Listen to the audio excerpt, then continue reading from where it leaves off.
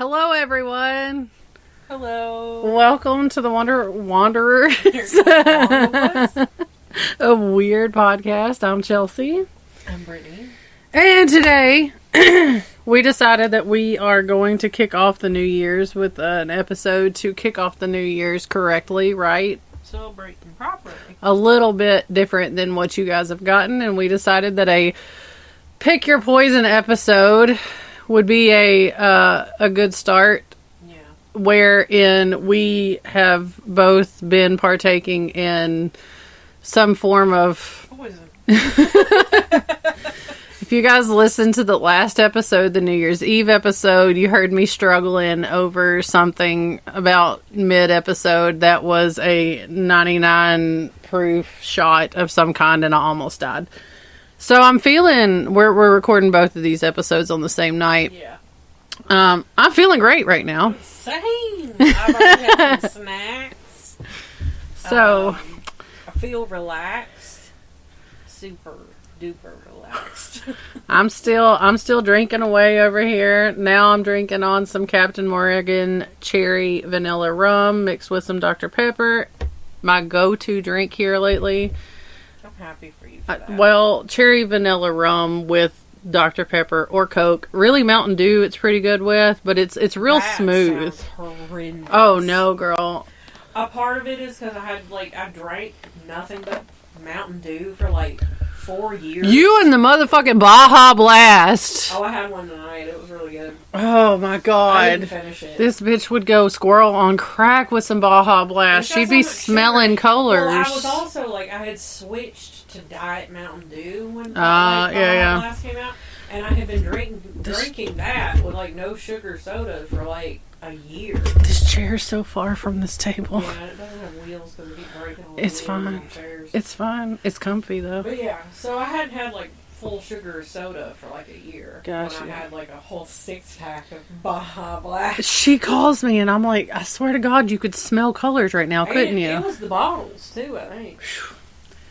So tonight we're going to come at you with, I'm going to talk to you about some poison stories, stuff like that. I got a couple of those too, don't worry. I don't know what the fuck she's talking to you guys about because she will not tell me what the hell is going on. That's because I thought of it a month ago. And I was She just wrote this episode the night before, guys. Pre-planned. I did do some pre-planning though. I thought of this idea a couple months ago, and I was like, I'm doing it. And I ain't telling her. There's a previous episode where we talked about the fact that she and I have been friends for 20 plus years and we've never had a fight, but this may be the cause of our first fight because she's going to have me rocking her jaw before it's all said and done. Wait until the last second to write these episodes, guys. I told her, I said, I did not get my cum laude associate's degree by turning anything in early. So our goal for this episode was to start on topic and see where we make it. We're not doing very well, guys. We're not. We hadn't even made it to the topic yet. My eyelids feel odd. But I have 2 stories to read before I get to the good stuff. Oh no, we've already brought out the snort. Okay.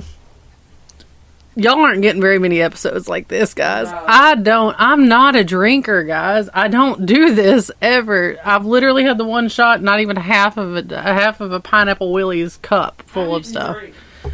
Well, So I really don't drink. alright. So, I'm gonna go ahead and get started with my stories. Y'all bear with me because there's some words in here that I don't think I can pronounce even when dead sober. If you hear crinkling, it's because I'm digging for a roll. Crinkle, bitch. I already ate my leftover Taco Bell. I'm just eating on some peanut butter cookies over here that she came in clutch with because I've been thinking about them all day long. Alright, so this first story I have, my source for this is grunge.com. This article has other sources that they've also quoted, whatever, linked in that. If you want, I will link the sources to the notes, and we'll go from you guys can follow it. But the first one is called The Angel Makers of Nagrev, Nagyrev. That is a small village in rural Hungary. I said rural correctly, by the way. It's a hard word for me. It always has been. In 1911, a midwife named Julius Fazekas arrived on the scene. No one knew where she came from, only that she was middle-aged and alone. Her husband, as rumor had it, had disappeared under suspicious circumstances. She was a welcome sight as she was the only person with medical knowledge around, and in addition to routine procedures, there were whispers that she was perfectly fine with performing abortions. That's a taboo subject right now. Yeah. We're not going to get into all that. Yeah, that's one of those has been, always will be taboos. Yeah, but it's a hot subject right now. Anyway, sorry, y'all gonna hear me taking some drinks, some drinky drinks. The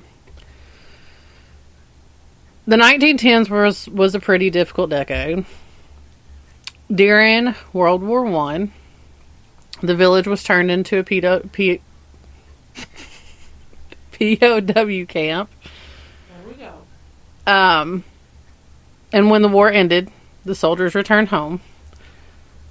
All of a sudden, the women in the village found themselves living with traumatized, wounded, and often violent husbands. PTSD was a whole thing, still is, you know. Yeah. They told this lady, Julius Fazekas, about their problems, and she gave them a solution. Literally. Mm-hmm. She boiled flypaper in a pot, removing the arsenic from the flypaper, and giving the village women bottles of poisonous water. At least 50 village women bought arsenic from her and dubbed themselves the Angel Makers of Nagrev, however you want to say that. They also developed a code. Children, women, and male lovers were off limits. But it wasn't long before that code was broken. Hated relatives, unwanted kids, which that hurts my feelings a little bit. Parents, they all began dying mysteriously. But it wasn't until a census in 1929 that the authorities started getting suspicious about it. Yeah. 12 women were found guilty of murder. Oh my gosh. With a death toll estimated via the BBC to be as high as 300, with 46 confirmed. So I don't know why that's such a big variance, but... So yeah, so that's that. My next story, the poisoning case that changed Roman history.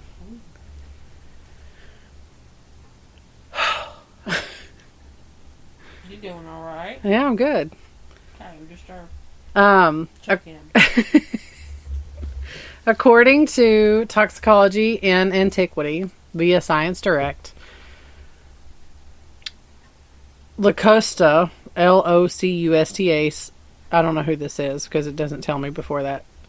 This person had skill with poison, was well known across the very messed up Roman Empire. Mm-hmm. She was convicted of numerous crimes during the reign of Claudius, but Roman rulers at the time were nothing if not resourceful, and they knew somebody that could help them out when they saw it. Yeah.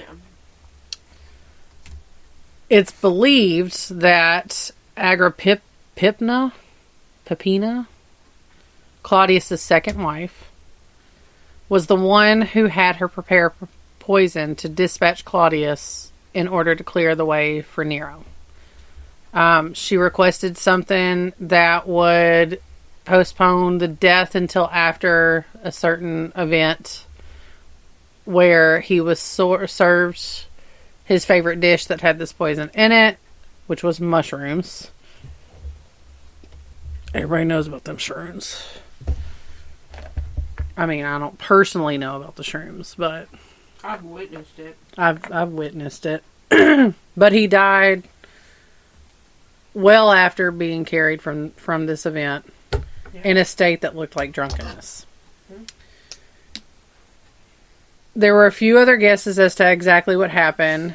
She was always at the center, though. Yeah. She prepared a poison also to take out Nero's rival to the throne, Britannicus. He was so happy with her performance that he pardoned her and gave her a massive estate and sent her students to teach. That seems like a good idea. Right. According to Executed Today, what kind of paper or article, like, Executed Today?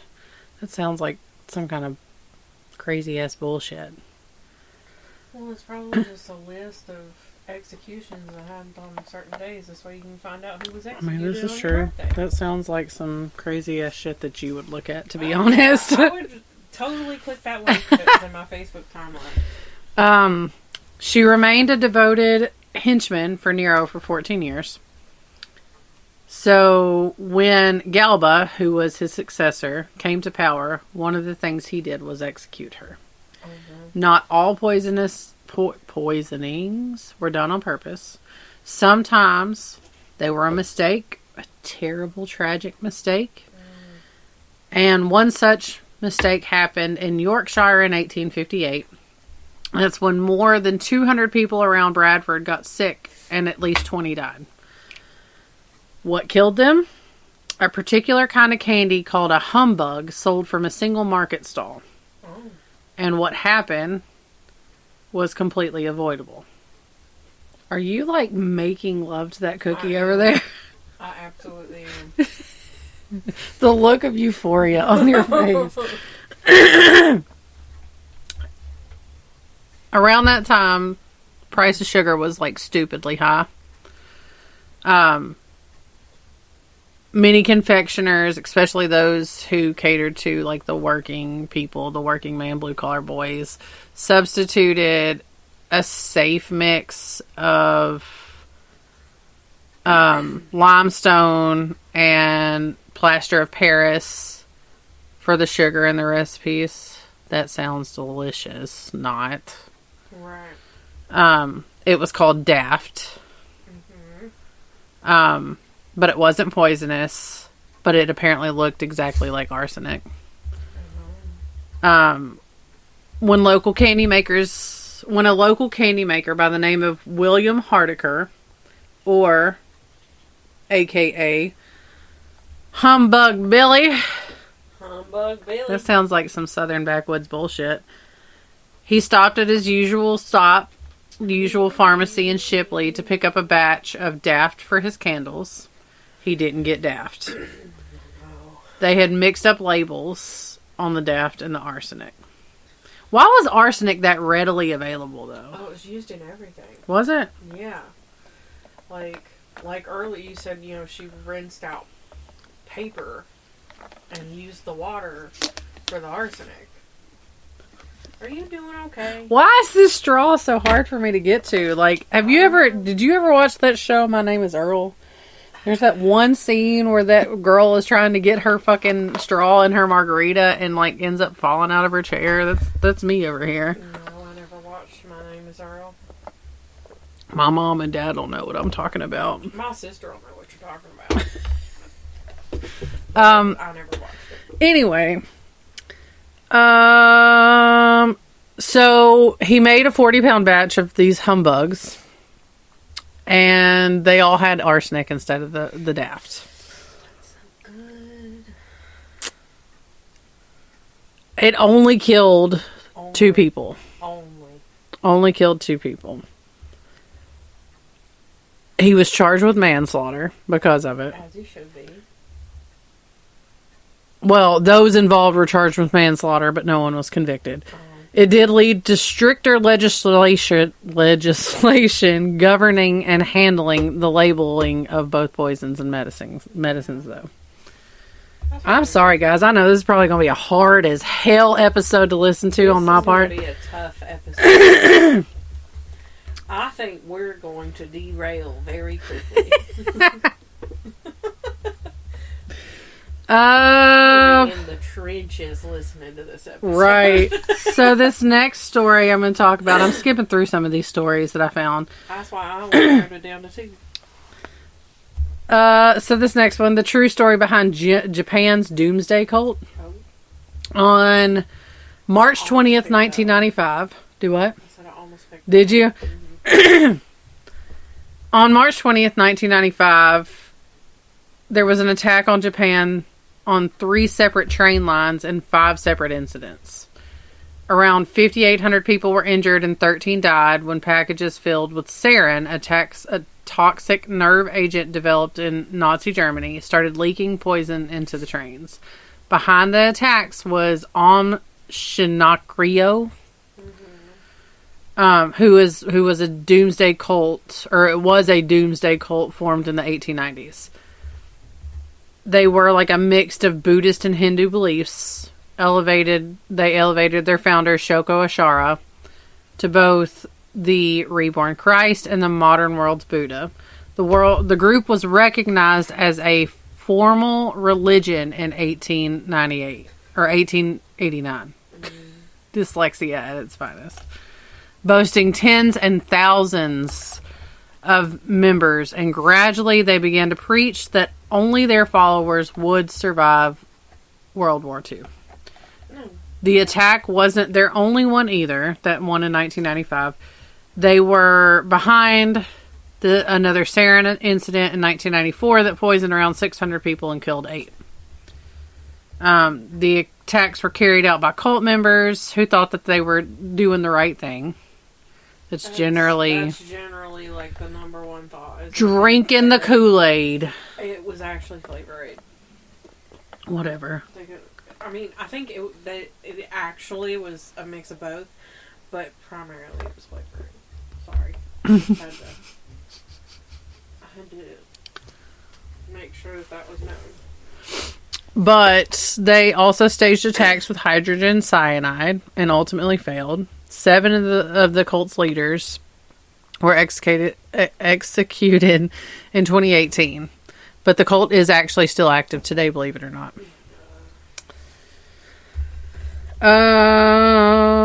Let's do the bizarre story of the Philadelphia poison ring.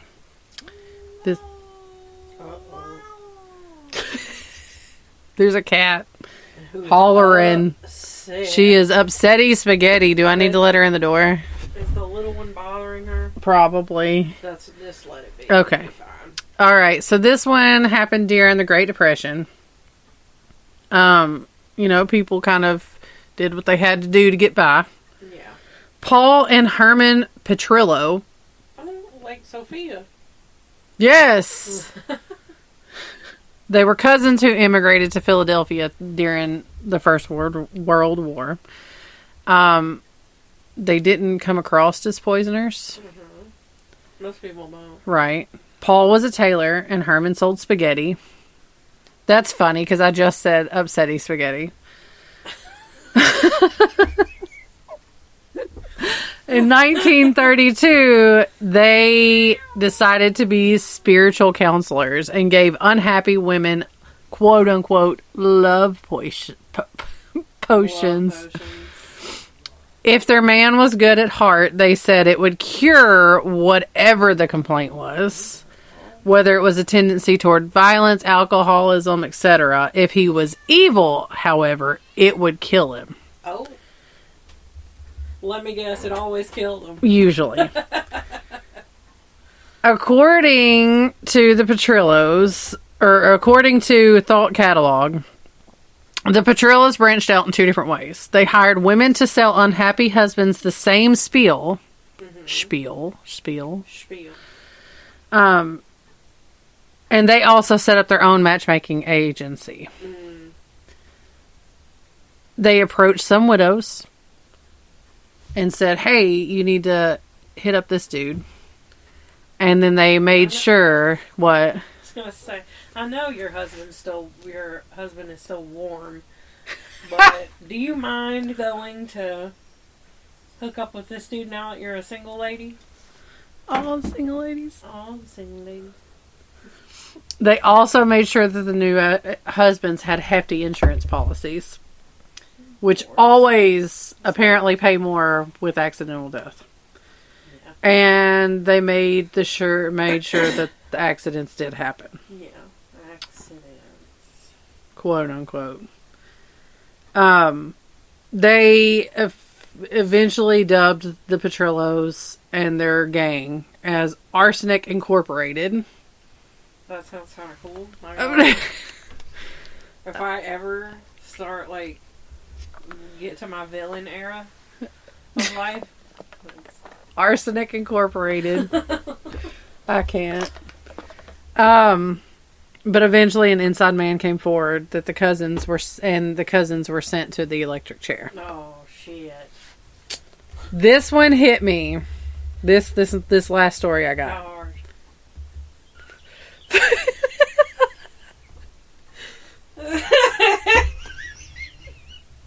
She popped off with how hard? So fucking hard. God dang. Alright, so this one is the infamous Chicago Tylenol murders. My eyes just crossed involuntarily. Alright, so there was a series of tragic deaths in Chicago that were called the Chicago Tylenol murders that started on September 29th, 1982. 12-year-old girl complained of cold symptoms, was given Tylenol, one Tylenol capsule, and died soon after. Yeah. The next victim was a postal worker who was 27 years old and died from what they originally thought was a heart attack. In the wake of his death, both his brother and sister-in-law took a Tylenol from a bottle in his home to calm their headaches, and they also died. Oh, shit. 7 people total passed from taking Tylenol that had been laced with cyanide. Around 31 million bottles of Tylenol were recalled. Yeah. More were found, and several more copycat incidents popped up over the next decade. Yeah. According to PBS, the poisoner or prisoners were never found. Whoever did it. The people who did it, yeah. Not prisoners, but people who did it were never found. Right. It did have a long-lasting impact on the pharmaceutical world, though, as one would imagine. I personally, before I came over here tonight, took 3 Motrin, and then like 2 hours later took 2 Tylenol because I was like, we heading this off now. Tomorrow is going to be great. But, God, no, we're not. No, I saw this on Unsolved Mysteries, and like that's the reason why there's like the little safety seal. That's exactly what I was about to say. Yeah, they started making the safety seals. And that's hard as fuck. My favorite is when they got the cotton on the inside, and when it sticks to the lid. I hate it. That's just the worst. Just hearing that, right? Imagining that texture makes me want to hurl. They also redesigned the pills at that point into a form, and they into a form that couldn't be tampered with and reassembled. Yeah. They invested more than $100 million into the redesign so that it was much safer. And this article also says, and much more annoying to open for the most legitimate reasons. Yeah. Yeah, because even like some of them will have around the top that plastic seal. Yeah. Well, and then it's like hard as fuck to open those bottles. It's child safety, but it's like adult. It's adult proof. Alright, was that your last one? Yep. Okay, I forgot. It's been a hot minute since I've had a buzz this hard. Well, I'm glad. I'm hanging out here for a while after we're done. That's fine. I can't guarantee that my eyes will stay open, but we'll go for it. Act like I ain't ever heard you snore before. Oh, no. everybody. There's a video somewhere. Oh, there's definitely videos. Remember that time I took a video of you snoring and you were like, you emailed you said you apologized to your professor. I don't remember what was going on in my life at that time. There's no telling. You were living at mine and my ex-husband's house at the time, half the time. But, I fell asleep in math class, like an algebra class. And the teacher, or the instructor, she, tapped me awake with a pencil and was like, hey, can you wake up? Well, then, 2 weeks later, I find out that I snore like a freight train. And I was like, oh my God, did I do that? In class? Like a college class? I did that. Okay, anyway. I'm gonna shoot a TikTok while we're doing this if I can get shit to work. We can fucked up tonight. I have 2 poisoning stories, and then I have something. And I may not even get through both of them. I might just do one and then move on. You need to get to the whatever it is that you won't fucking tell me about. Okay, so I'm gonna just skip one story and tell you just a story, and then because we're running out of time. Anyway, so an unhappy wife is the title of my story. So as mentioned, arsenic is one of the favorite poisons of folks. So we'll start. We'll do poisoning with arsenic. That sentence almost got away from me, and I caught it. So nearly a third of all poisonings from the mid-1800s can be attributed to arsenic. Its symptoms are just so general. There's nausea, gastrointestinal distress, abdominal pain, and the list goes on. So, any number of ailments that you can explain with those symptoms. In 1840, in France and half of Europe were riveted by the story of the beautiful Marie Lafarge. Her marriage to Charles Lafarge, a successful manufacturer, turned out to be a marriage to a bankrupt businessman with a rundown home and demand for exercising his marital rights. When Charles began experiencing health problems that led to his eventual death, his family drew the conclusion that his unhappy wife was to blame. This story was sensational, not only because of sympathetic, refined Marie and the relatable, even uneven power dynamic between the pair, but because this trial was one of the first to include experiment scientific testimony. The reports of those scientists, however, quickly became contradictory, casting a great shadow of doubt over their analysis. It wasn't until one of the most well-known toxicologists, as we call them now, of the day, Matthew Orfila, was called upon to offer his expertise that the matter was settled. He declared that, according to his tests, he had found arsenic in the body of Charles Lafarge. Marie was convicted, and one might believe that arsenic started to lose a bit of its shine for would-be poisoners after Orfila was proved it could be conclusively diagnosed. As I was reading that story, it made less and less sense to me. So, I'm just trying to figure out how the hell you read that as straight as you did. I have absolutely no idea. Because it took a lot of strength. I'm very tired. I'm literally sitting here and all I can hear in my head is, we're getting fucked up tonight. Oh, yeah. She called and said that to me earlier, and I was like, oh, it's probably not going to be that bad. I'm not even on this planet anymore. But I am still able to read off my tablet somehow. Is this going to be a two-parter? No, we'll be good. Okay. Okay. So, I have prepared. Drum roll, please. a list of jokes. Because I just thought, and it's like it's strange related. I picked basic topics to find jokes on, and because I was inspired, like a month ago, by something I saw. Also, we're sucker for a good dad joke. So we like the puns. It says, I keep saying that it was like a month or so ago. It wasn't. It was last Saturday.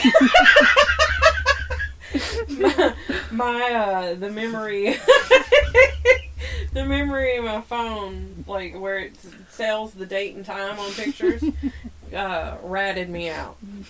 So it was last Saturday.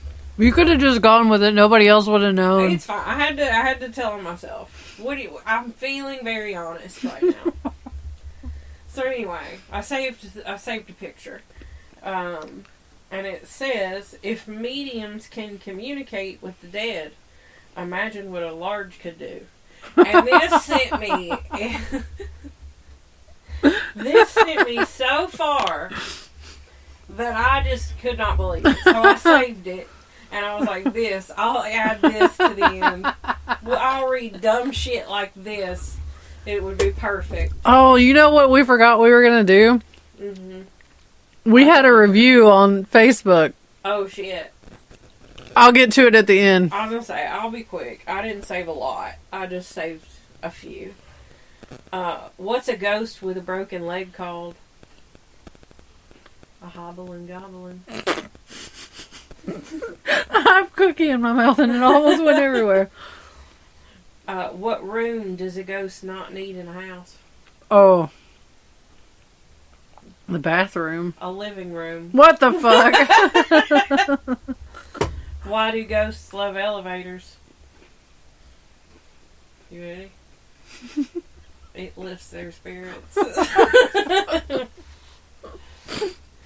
Where do ghosts go on vacation?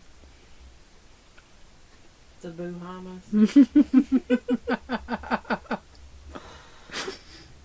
Why did the ghost not eat his candy? He didn't have the stomach for it. What the hell? How do ghosts stay in shape? By exorcising. Why are these all ghost related? I just threw together a list from the sources that I'll read in a minute. And one was jokesforyou.com. I couldn't.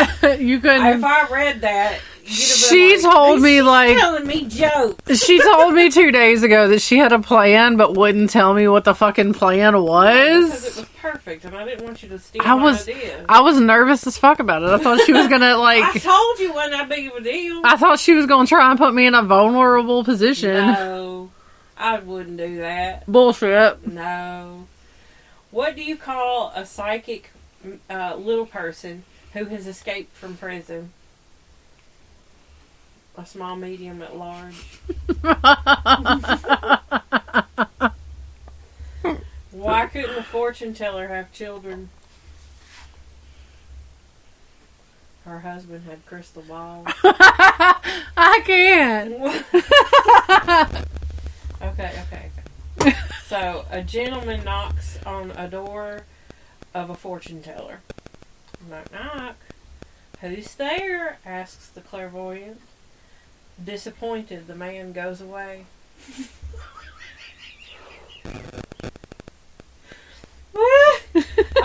Whenever I saw that one, I was like, that's going in. Why couldn't the little witch read her spell book? It was written in cursive. That makes so much sense on so many levels, though, because, like, kids these days can't read fucking cursive. It's because they can't write it. I know somebody. What is the school system these days? Who does not know how to sign their name because they don't know cursive. My child. Her too. Who turns the lights off on Halloween? The light switch. What the? Why did the witch go to the doctor? She had a dizzy spell. And lastly, but probably worstly, what do witches in Australia ride? Broomerangs. Broomerangs. Read us our review. Alright, hold on, I gotta bring it back up. Alright, so I today posted on Facebook. Today is December 16th, as we stated earlier. We are recording this a little early. Yeah. I had posted today on the Facebook. If you haven't liked us on Facebook already, go find us on Facebook. Right. If you haven't found us, go like us, Wanderers of Weird, on Facebook. We want to hear from you guys. If you haven't, let us know what you're thinking. Let us know what you're thinking, and we want to feature somebody, every couple of episodes to let you know that we appreciate what you're saying. And so we asked what you guys are thinking about what we're talking about here, and let us know that you're liking it. We did have a review. One of our listeners said they have a crazy schedule. Usually doesn't have time to listen and enjoy until Friday. We do post our episodes every Wednesday at 6 p.m. Central Time. So he listens to us on Fridays, and it is now his favorite day of the week. That's so cool. I know. That's so cool. We love it. Excited about it. I love the fact that you guys think we're as funny as we think we are. Well, you might not think that we're as funny as we think we are, but you guys enjoy listening to us, and we love it. It blows my mind that here we are, this is episode 9, and that we still have listeners. We have surpassed 200 downloads.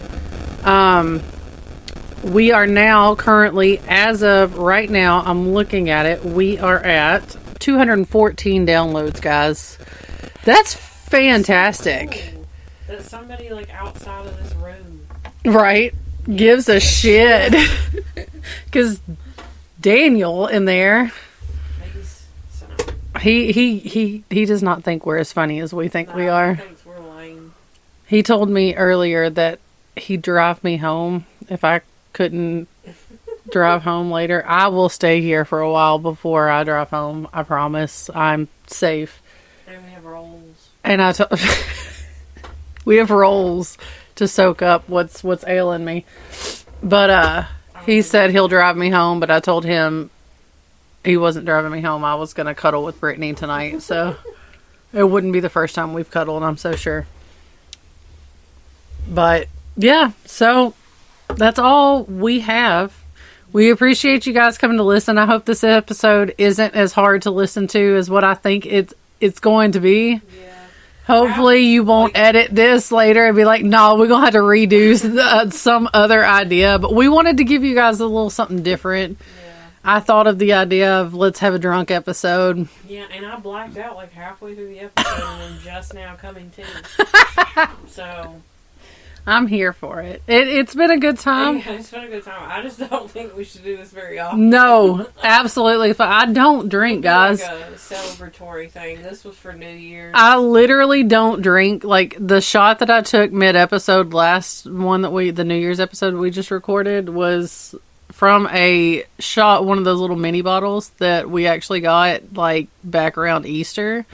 And it's been sitting at my house ever since. We don't drink, guys. I don't. I literally never, and I never get to a point where it's more than just a small buzz. It's only when I'm out to dinner and it's for a special occasion. Yeah, really. I don't often seek out a drink. I'm not young anymore. I am a whopping 33. We'll be 34 here in a couple weeks, and I'm not. You're about to be older than me again.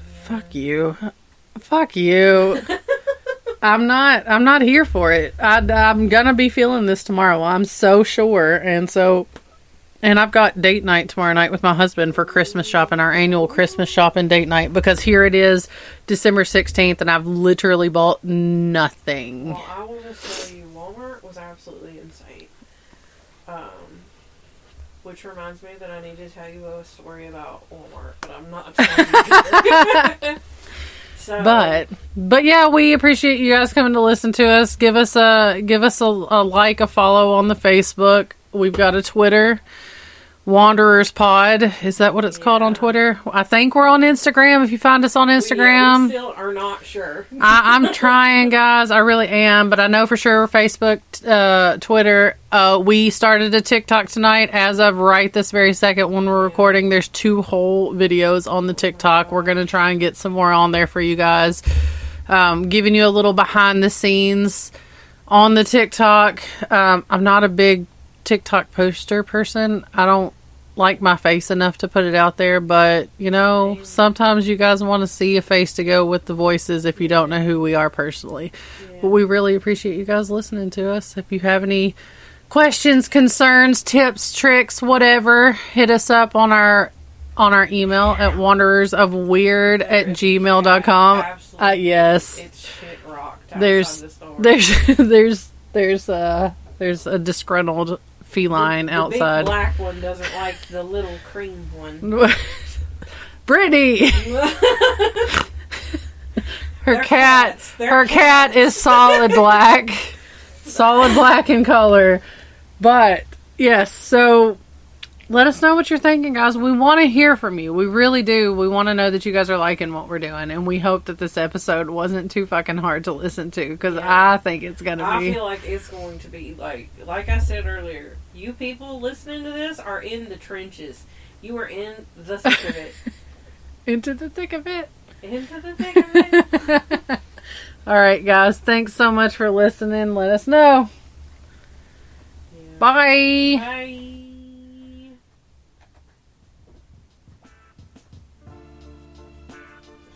Woo!